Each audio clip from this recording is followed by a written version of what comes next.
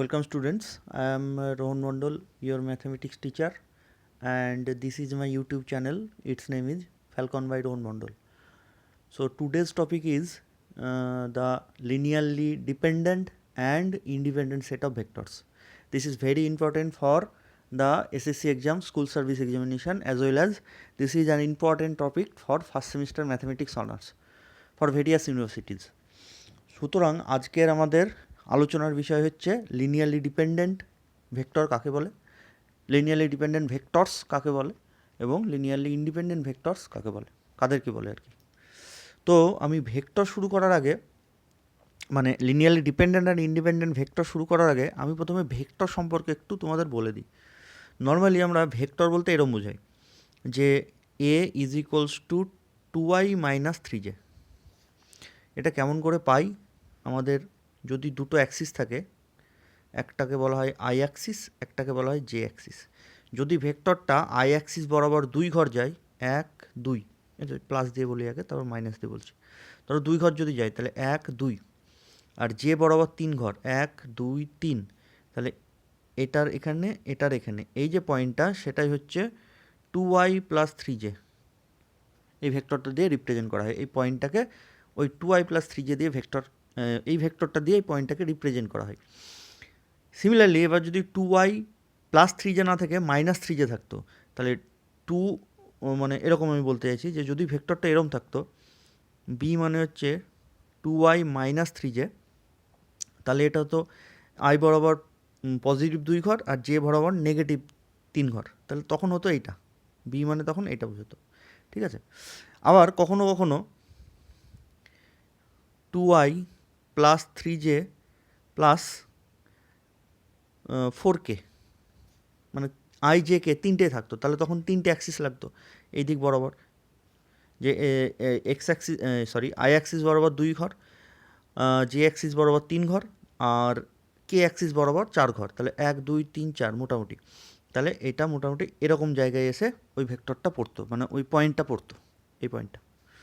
এটা 3 dimensional point. তা এইভাবে আমরা এতদিন পর্যন্ত ভেক্টর শিখে এসেছি। আজকে আমরা একটু নতুন রকমভাবে ভেক্টরটাকে রিপ্রেজেন্ট করব। কীরকমভাবে রিপ্রেজেন্ট করব? যে ভেক্টরটা আমরা এতদিন 2i প্লাস 3j প্লাস 4কে লিখেছি, সেটাই এখন থেকে 2, 3, 4 লিখব। তার মানেই 2i plus 3j plus 4k। এই যে ভেক্টর 2i মাইনাস 3j, এটাকে আজ থেকে লিখব 2 মাইনাস 3i, তার মানেই হচ্ছে 2i মাইনাস 3j। ঠিক আছে। এরকম করে লিখলে আমাদের একটু বেটার আন্ডারস্ট্যান্ডিং হবে, বা আমরা এইভাবে আজ থেকে লিখব ভেক্টরগুলোকে। ঠিক আছে। তো তার মানেই যদি কোনো একটা ভেক্টর এরম দিয়ে দেয় যে let A is equals to 2 minus 3, 10, তার মানে অ্যাকচুয়ালি এটাই হচ্ছে 2i minus 3j plus 10k। Clear? এই হচ্ছে আমাদের ভেক্টর। এবারে আসছি 2 ডাইমেনশনাল ভেক্টর আর 3 ডাইমেনশনাল ভেক্টর, বা 4 ডাইমেনশনাল বা 5 ডাইমেনশনাল, এরম ভেক্টর কোনগুলোকে বলে? যে ভেক্টরের দুটো কম্পোনেন্ট, যে ভেক্টরকে দুটো কম্পোনেন্ট দিয়ে রিপ্রেজেন্ট করা যায়, এখানটা যেমন দুটো কম্পোনেন্ট দিয়ে রিপ্রেজেন্ট করা আছে, তাহলে সেটাকে বলবো 2 ডাইমেনশনাল ভেক্টর, 2D ইন শর্টে, 2 ডাইমেনশনাল ভেক্টর। তার মানে 2 ডাইমেনশনাল ভেক্টরকে রিপ্রেজেন্ট করতে গেলে এই কে অ্যাক্সিসটার প্রয়োজন নেই, অনলি আই আর জে অ্যাক্সিস দিয়ে রিপ্রেজেন্ট করা যাবে। That means this is a, মানে এই প্লেনটা একটা, এই পয়েন্টটা একটা প্লেনে থাকবে, প্লেনের উপরে। যেমন এটাও এটাও এটা হচ্ছে 2 ডাইমেনশনাল ভেক্টর, কিন্তু যে আমাদের 3টে কম্পোনেন্ট চলে আসলো, তাহলে এটাই হচ্ছে 3 ডাইমেনশনাল ভেক্টর। তাহলে এই ভেক্টরটাকে রিপ্রেজেন্ট করতে গেলে আমাকে 3টে অ্যাক্সিস লাগবে, আই জে কে। ঠিক আছে। সিমিলারলি এটাও একটা 3 ডাইমেনশনাল ভেক্টর। সিমিলারলি যদি কোনো ভেক্টরের 4টে কম্পোনেন্ট থাকে, তাহলে সেটা হচ্ছে 4 ডাইমেনশনাল ভেক্টর। এরকম করতে করতে যদি কোনো একটা ভেক্টরের এনখানা কম্পোনেন্ট থাকে, তাহলে তখন তাকে বলবো এন ডাইমেনশনাল ভেক্টর।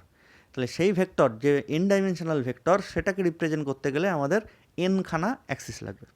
তো নর্মালি আমরা চোখের সামনে 3 ডাইমেনশনেই দেখতে পাই, যার ফলে এন ডাইমেনশনটা আমি ঠিক মানে কল্পনা, মানে ঠিক চোখের সামনে আনা খুব মুশকিল, ওটা ম্যাথামেটিক্যালি সম্ভব এন ডাইমেনশনাল ভেক্টরটা। তো এই গেল আমাদের ব্যাপার। তো এবার আমি মেন টপিকে চলে আসি, যে linearly dependent and linearly independent vectors কাকে বলে। তো লিনিয়ারলি ডিপেন্ডেন্ট শুনেই বুঝতে পারছো যে এরা ভেক্টরগুলো একে অপরের উপরে ডিপেন্ডেন্ট হয়ে থাকবে।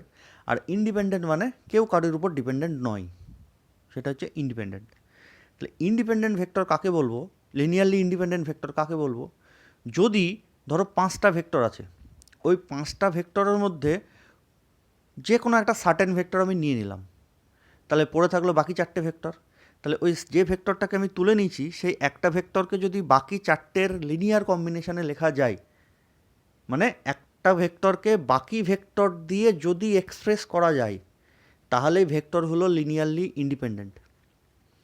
আর যদি, সরি আমি একটু ভুল বলে ফেললাম, ধরো 5টা ভেক্টর আছে, 5টা ভেক্টর থেকে একটা ভেক্টর আমি তুলে নিলাম, দিয়ে যদি এমন হয় যে বাকি যে 4টে ভেক্টর থাকলো সেই 4টে ভেক্টর দিয়ে ওই ভেক্টরটাকে রিপ্রেজেন্ট করে ফেলেছি, তার মানে একটা ভেক্টরকে বাকি 4টি ভেক্টরের কম্বিনেশনে লিখে ফেলেছি, লিনিয়ার কম্বিনেশনে লিখে ফেলেছি, তাহলেই ওই ভেক্টরকে গুলোকে বলবো linearly dependent vector. Linearly dependent মানে যদি একটা ভেক্টরকে বাকিদের লিনিয়ার কম্বিনেশনে লিখে ফেলতে পারি, যদি লেখা যায় তার মানেই ওই ভেক্টরটা বাকি 4টের উপরে ডিপেন্ডেন্ট। একটাকে তুমি বাকি 4টের লিনিয়ার কম্বিনেশনে লিখে ফেলেছো, তার মানেই হচ্ছে ওই যে ভেক্টরটাকে লিখেছো সেটা বাকি 4টের উপরে ডিপেন্ডেন্ট, তাহলেই সেট অফ ভেক্টরস হচ্ছে ডিপেন্ডেন্ট। আর যদি এমন হয় যে 5টা ভেক্টরের মধ্যে এমন কোনো ভেক্টর পেলাম না যেটা ওরম করে মানে লেখা যাচ্ছে বাকি 4টের লিনিয়ার কম্বিনেশন, তাহলে কি কেউ কারোর উপর ডিপেন্ডেন্ট নয়, কেউ কাউকে দিয়ে এক্সপ্রেস করা যাচ্ছে না, তাহলেই তখন ওই 5টা ভেক্টরকে আমরা বলবো set of linearly independent vector. ঠিক আছে, তাহলে আমি কীরকম লিখি যে let alpha 1 alpha 2 alpha 3 dot dot alpha M, মানে এমখানা ভেক্টর।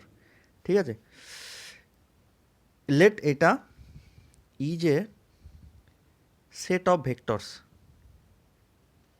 ঠিক আছে, এইবার যদি এরম হয় যে আমি এনখানা স্কেলার পাই, যে যে যে এরম যদি লেখা যায় যে C1 alpha 1 plus C2 alpha 2 plus C3 alpha 3 plus dot dot CM alpha M is equals to যদি ফাই লেখা যায়, ফাই মানে হচ্ছে জিরো ভেক্টর।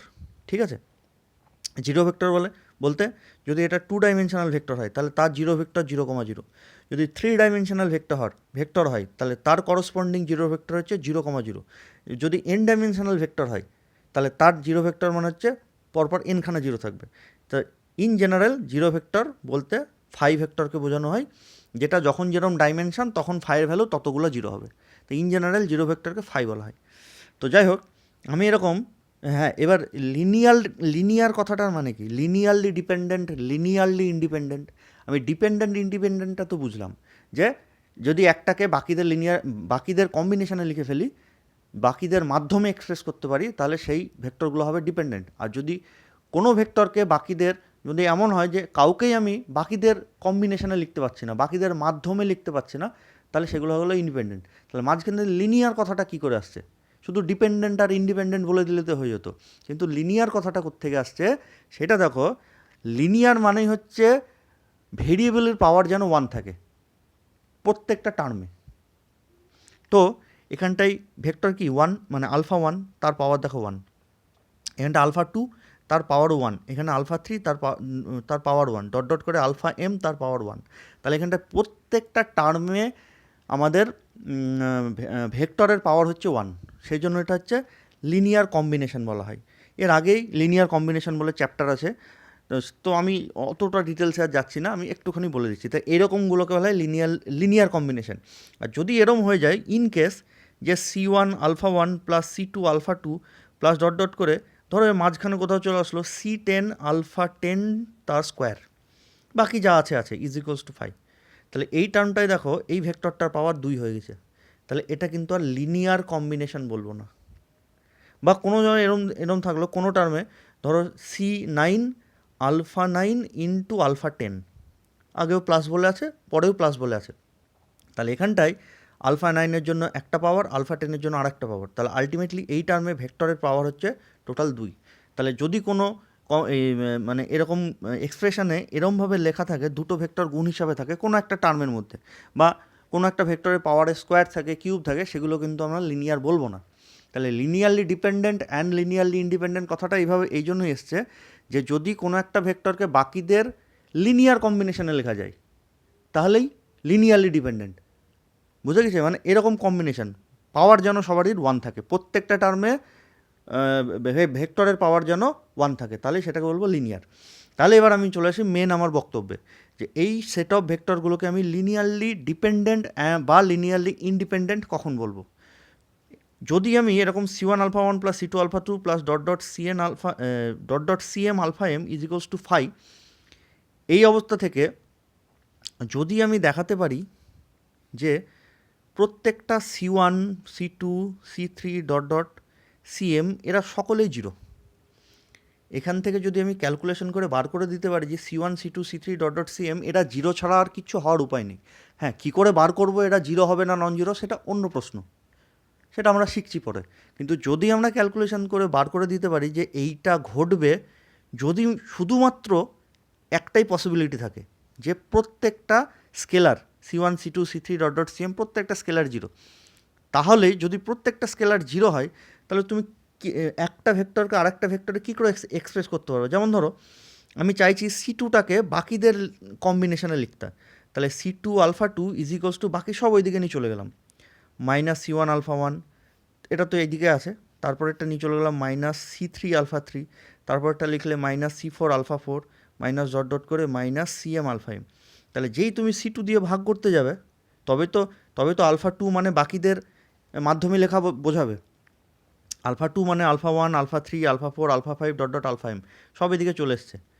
যদি এরমভাবে লিখতে পারি আলফা 2 মানে বাকিদের মাধ্যমে, তবেই তো আমরা বলবো যে হ্যাঁ আলফা 2টা ওদের মাধ্যমে লিখতে পারলাম। সেটা যদি করতে যাও তাহলে C2 দিয়ে ভাগ করতে হবে, কিন্তু C2 দিয়ে ভাগ করবো কী করে? তোমার C2 তো জিরো হয়ে গেছে, তাহলে আলফা 2কে বাকিদের মাধ্যমে আমি রিপ্রেজেন্ট করতে পারলাম না। সিমিলারলি আলফা 1কেও তুমি বাকিদের মাধ্যমে রিপ্রেজেন্ট করতে পারবে না। কেন? কারণ যেই তুমি আলফা 1 মানে বাকিদের মাধ্যমে লিখতে যাবে, এখানটা C1 দিয়ে ভাগ করতে হবে, তো C1 zero, not possible, division is not possible. Similarly alpha 3কেও পারবে না, আলফা 4কেও পারবে না, ডট ডট আলফা এমকেও পারবে না। এদের মধ্যে যদি এই ক্রাইটেরিয়াটা স্যাটিসফাই করে তাহলে কোনো ভেক্টরকে তুমি বাকিদের কম্বিনেশনে লিখতে পারবে না। তাহলে কি কেউ কারোর উপর ডিপেন্ডেন্ট নয়। তাহলে set of linearly independent vector কাকে বলবো? যদি এরকম লেখার পর দেখাতে পারি যে হ্যাঁ প্রত্যেকটা C1 C2 C3 dot dot CM zero, then the vectors are said to be linearly independent, in short LI লেখা হয়।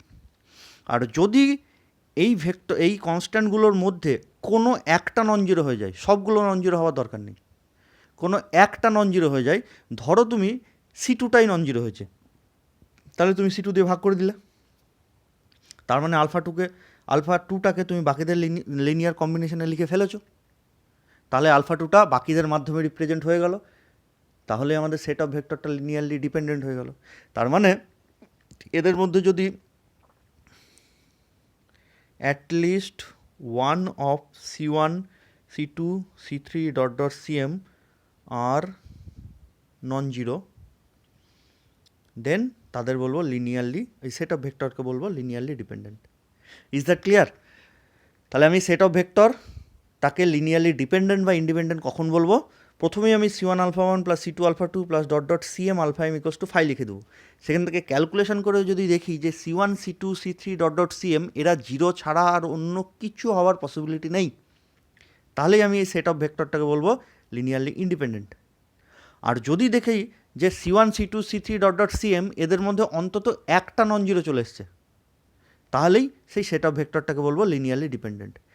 যেটা নন জিরো আসবে সেই করসপন্ডিং ভেক্টরটাকে তো বাকিদের লিনিয়ার কম্বিনেশনে লিখে দিতে পারবো, নন জিরো মানে ভাগ করে দিতে পারবো, তাহলে সেইটাকে বাকিদের লিনিয়ার কম্বিনেশনে লেখা হয়ে গেল। তার মানে ওরা মানে আলফা 2টা বাকিদের উপর ডিপেন্ডেন্ট হয়ে গেল, therefore the set of vector is dependent. Clear? This is the definition of, this is not the definition, this is the concept of linearly dependent and independent vector. তোমরা ডেফিনেশন পেয়ে যাবে আমার যে বইটা আছে তার 427 পৃষ্ঠায়, পেজ নম্বর 4 to 7 পেজে, ঠিক আছে? আচ্ছা, এটা গেল ডিপেন্ডেন্ট ইন্ডিপেন্ডেন্ট ডেফিনেশন, কনসেপ্ট। এবার আমি এই দিয়ে দু একটা অঙ্ক করি। এই অঙ্কগুলো আমাদের এসএসসি যে স্কুল সার্ভিস পরীক্ষা তাতেও আসে, বা ফার্স্ট সেমিস্টার ম্যাথামেটিক্স অনার্স সে যে ইউনিভার্সিটিতে পড়ো না কেন এই টপিকটা আছেই, এবং এখান থেকে কোশ্চেনও আসবে। এবার আমরা দেখি কিছু অঙ্ক দিয়ে দেখি, যেমন আমার ওই বইয়েরই পেজ নাম্বার 4 to 3 এর 4 to 3 বলছি, সরি, 4 to 7-এর 3 নম্বর এক্সাম্পল বলছে সো দ্যাট দ্য ভেক্টরস 0, -1, 3, 3, 4, 3, 1, 1, 2 এরা লিনিয়ারলি ডিপেন্ডেন্ট দেখাতে বলেছে। তাহলে 3টে ভেক্টর আছে, এই 3টে ভেক্টরকে আমাকে দেখাতে হবে যে হ্যাঁ এরা লিনিয়ারলি ডিপেন্ডেন্ট। তাহলে আমরা কি করে লিখব, আমি একটু লিখে করে দিচ্ছি, ঠিক আছে। আমি ধরে নিই এটা α1, এটা α2, এটা α3। তাহলে let α1 is equals to 0, -1, 3, α2 is equals to 3, 4, 3 আর α3 ইজ ইকুয়ালস টু 1, 1, 2। ঠিক আছে। তো এরা লিনিয়ারলি ডিপেন্ডেন্ট দেখাতে গেলে আমাদের দুটো প্রসিডিওর আছে, একটা হচ্ছে normal procedure, as usual procedure, equation solve করে, আর একটা হচ্ছে ম্যাট্রিক্স মেথড, মানে ক্যামাস রুল অ্যাপ্লাই করে। আমি প্রথমে ইউজুয়াল মেথডটা বলে দিচ্ছি। তাহলে α1, α2, α3 তিনটে ভেক্টর হলো, ধরে নিলাম if possible let us consider 3 scalars c1, c2, c3 such that c1 alpha1 plus c2 alpha2 plus c3 alpha3 is equals to 5। আমি প্রথমে ধরে নিচ্ছি যে α1, α2, α3-র জন্য তিনটে স্কেলার c1, c2, c3 পেয়েছি, যাতে করে এটা যোগফল 5 হয়ে যায়। দিয়ে এবার যদি দেখাতে পারি c1, c2, c3 প্রত্যেকেই 0, তাহলে α1, α2, α3 আর লিনিয়ারলি ইন্ডিপেন্ডেন্ট। আর যদি দিতে পারি যে এদের মধ্যে কোনো একটা নন জিরো চলে এসছে, তাহলেই তারা লিনিয়ারলি ডিপেন্ডেন্ট হয়ে যাবে। তাহলে এরকম হলো, দ্যাট মিন্স পরের লাইনে, হ্যাঁ, যদি আবার ভেক্টর বেশি থাকতো, ধরো α4, শুধু 4টে ভেক্টর থাকতো α4, তাহলে এখানটায় প্লাস c4 α4 লিখতাম। যদি আরও একটা থাকতো α5, তাহলে প্লাস c5 α5 লিখতাম, ইজ ইকুয়ালস টু 5। তাহলে তারপরের লাইনে c1 ইন্টু α1-এর ভ্যালু হচ্ছে 0, -1, 3, প্লাস c2 ইন্টু α2-এর ভ্যালু হচ্ছে 3, 4, 3, প্লাস c3 ইন্টু α3-এর ভ্যালু হচ্ছে 1, 1, 2 ইজ ইকুয়ালস টু আমাদের নাল ভেক্টর। তাহলে এই ভেক্টরগুলোর ডাইমেনশন কত দেখো, প্রত্যেকে 3 ডাইমেনশনাল ভেক্টর, তাহলে তার করসপন্ডিং নাল ভেক্টর হবে পরপর 3টে 0। যদি ভেক্টরগুলো 2 ডাইমেনশনাল হতো, মানে দুটো করে কম্পোনেন্ট থাকতো, তাহলে তাদের করসপন্ডিং নাল যে ভেক্টর ফাই, সেটাকে লিখতাম 0, 0, দুটো 0 হতো।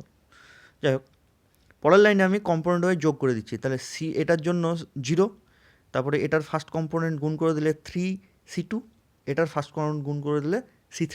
তাহলে ফার্স্ট কম্পোনেন্টগুলো যদি প্রত্যেকটা ভেক্টর ফার্স্ট কম্পোনেন্ট যদি আমি যোগ করি, তাহলে এটার জন্য 0, এটার জন্য 3c2, এটার জন্য c3, that means c2 plus c3। Similarly second component কী হতো, এটার জন্য -c1, এটার জন্য প্লাস 4c2, এটার জন্য প্লাস c3। সিমিলারলি পরেরটা হচ্ছে থার্ড কম্পোনেন্ট, প্রথমটা থার্ড কম্পোনেন্ট 3c1, পরেরটা থার্ড কম্পোনেন্ট 3c2, তারপরেরটা third component 2c3 is equals to 0। তাই যদি হয়, সো আমি তাহলে এটা মানে 0, এটা মানেও 0, এটা মানেও 0। তাহলে so we have c2 plus c3 is equals to 0। 2 নম্বর হচ্ছে -c1 plus 4c2 plus c3, সেটা মানেও 0। লাস্টেরটা হচ্ছে 3c1 plus 3c2 plus 2c3, সেটাও 0। এটাকে দিয়ে দিলাম 2 নম্বর, এটাকে দিয়ে দিলাম 3 নম্বর। দিয়ে আমরা এবার সলভ করে c1, c2, c3 ভ্যালু বার করব। এই সলিউশনটা বিভিন্ন রকমভাবে করা যায়, কেউ ম্যাট্রিক্স মেথডে করতে পারো, যে সিস্টেম অফ লিনিয়ার ইকুয়েশান, সেটা যেভাবে ম্যাট্রিক্স মেথডে আমরা সলভ করেছি সেভাবে করতে পারো, বা ক্যামাস রুল অ্যাপ্লাই করতে পারো, বা নর্মাল প্রসিডিউরে করতে পারো। তা আমরা নর্মাল প্রসিডিউরে করছি, ঠিক আছে। তারপরে ক্যামাস রুল দেখবো কীভাবে করা যায়। তাহলে আমি যে কোনো দুটো ইকুয়েশনকে সলভ করে দিই। আমি এখানটায় 2 আর 3কে সলভ করছি। Solving 2 and 3 we have, cross multiplication করবো, বজ্র গুণন। তাহলে c1 বাই কিছু একটা আসবে, c2 বাই কিছু একটা আসবে, c3 বাই কিছু একটা আসবে। c1 বাই কী আসবে, c1-এর যখন নিচে যখন লিখতে যাব তখন c1টাকে ঢেকে দেবো। তাহলে যেটা পড়ে থাকলো সেটার এরম, এইটা ইন্টু এইটা মাইনাস এইটা ইন্টু এইটা, এরমভাবে ঘুরবে, ঠিক আছে। তাহলে 4 ইন্টু 2 মানে 8 মাইনাস 3 ইন্টু 1। সিমিলারলি C2 যখন করব, C2টাকে ঢেকে দেবো, দিয়ে উল্টো দিক থেকে ঘোরাবো। তার মানে এইটা ইন্টু এইটা মাইনাস এইটা ইন্টু এইটা, যেদিক থেকে ঘুরেছে প্রথমটা ঠিক তার উল্টো। তাহলে এইটা ইন্টু এইটা মানে হচ্ছে 3 মাইনাস এইটা ইন্টু এইটা মানে হচ্ছে -2। সিমিলারলি C3 মানে C3 ঢেকে দেবো, দিয়ে সোজা দিক দিয়ে ঘুরবো। প্রথমটা C1টা হচ্ছে সোজা দিক দিয়ে, তারপরে C2টা মানে হচ্ছে C2 ঢেকে দিয়ে উল্টো দিক দিয়ে, তারপর C4টা বের করা মানে C4 ঢেকে দিয়ে আবার সোজা দিক দিয়ে। তাহলে এইটা ইন্টু এটা মানে হচ্ছে -3 আর তারপরে -12। That is C1/5 is equals to C2/5 is equals to C3/-15 is equals to K, ধরে নিলাম এদের ভ্যালু কে। তাহলে so C1 equals to 5K, C2 is equals to 5K, C3 equals to -15K। তো এবারে দেখো আমি মনে হচ্ছে আগে একটু গন্ডগোল করে ফেলেছি এই জায়গাটায়। এটা 0, এটা হচ্ছে 3C2 হতো, এখানটা 3 হবে, তাহলে এখানটায় 3 আছে। তাহলে আমি তো এই দুটোকে ইউজ করে সলভ করেছি। তাহলে যে সলিউশনটা পেলাম সেটা দেখি এবার 1টাকে স্যাটিসফাই করে কি না।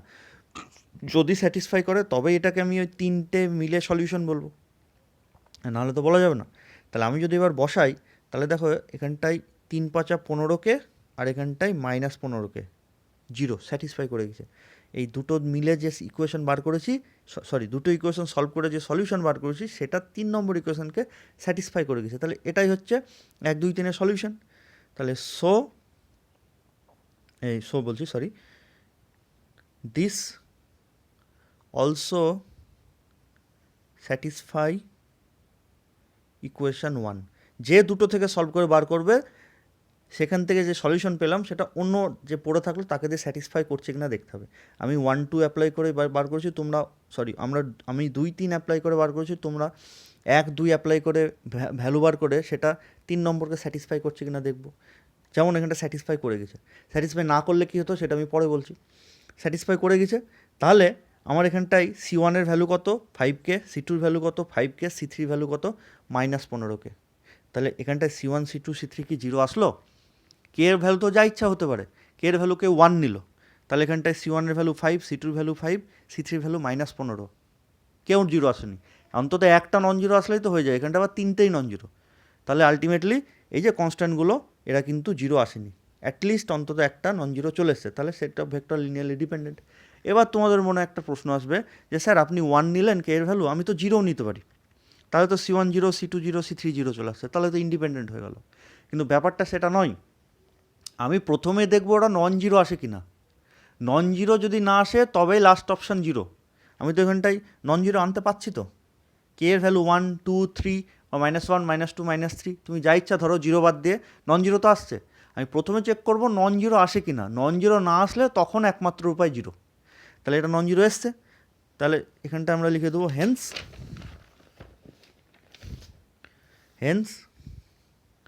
C1 C2 C3 are not all 0, এরা কিন্তু সবাই 0 নয়, ইনকেস এখানটায় কেউই 0 নয়। তাহলে Haynes alpha 1 alpha 2 alpha 3 are linearly dependent. এটা গেল ফার্স্ট প্রসিডিওর। এটারই আমি অল্টারনেটিভ অ্যাপ্রোচ দেখে দিচ্ছি। অল্টারনেটিভ অ্যাপ্রোচ, এটা আমার বইয়েতেও করা আছে। তো আমরা ইকুয়েশন কী কী পেয়েছি, এই 3টে ইকুয়েশন পেয়েছি। আমি ইকুয়েশনগুলো পরপর লিখছি।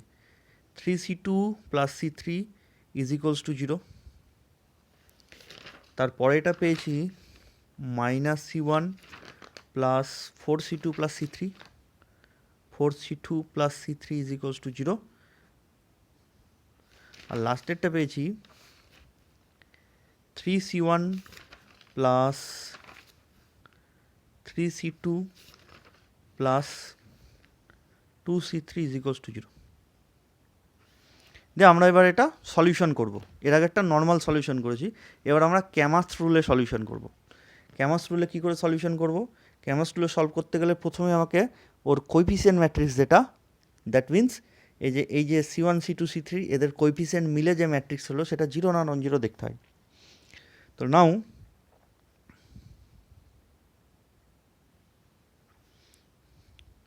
Coefficient matrix is capital A is equals to, প্রথমে C1 নেই মানে C1 এর কোএফিসিয়েন্ট জিরো, তারপরে C2 3, C3 1, সিমিলারলি পরে C1টা হচ্ছে -1, তারপরে C2 4, C3 1, সিমিলারলি 3 3 2।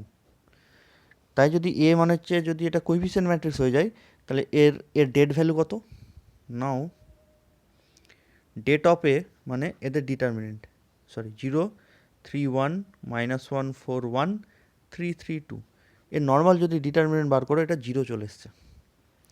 তাহলে যদি কোএফিসিয়েন্ট ম্যাট্রিক্সের কোএফিসিয়েন্ট ম্যাট্রিক্সের ডেট ভ্যালু জিরো চলে আসে, তাহলে সিস্টেম অফ লিনিয়ার ইকুয়েশনে আমরা কি পড়েছি, যে ওই ইকুয়েশনটার ইনফাইনাইটলি মেনি সলিউশন থাকবে।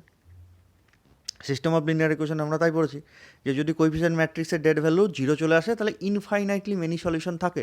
তাহলে ইনফাইনাইটলি মেনি সলিউশন মানে কি, এর জিরো ছাড়াও সলিউশন আছে। ইনফাইনাইটলি মেনি সলিউশন মানে C1 এর ভ্যালু ইনফাইনাইট, C2 এর ভ্যালু ইনফাইনাইট, C4 এর ভ্যালু ইনফাইনাইট, এরকম কিন্তু নয়। ইনফাইনাইটলি মেনি সলিউশন মানে এর অনেকগুলো সলিউশন আছে, ঠিক আছে? তাহলে অনেকগুলো সলিউশন যদি থাকে তাহলে ওর জিরো ছাড়াও সলিউশন আছে, তাই বলতে হবে। 0 0 0 এটা তো একটাই সলিউশন, তো আমার এখানে হচ্ছে জিরো ছাড়াও সলিউশন আছে, তবেই তো ইনফাইনাইটলি মেনি সলিউশন হলো। তাহলে যেই det value equals to 0, so the given system of equations, মানে এই যে সিস্টেম অফ ইকুয়েশন তিনটে, system of equations has infinitely many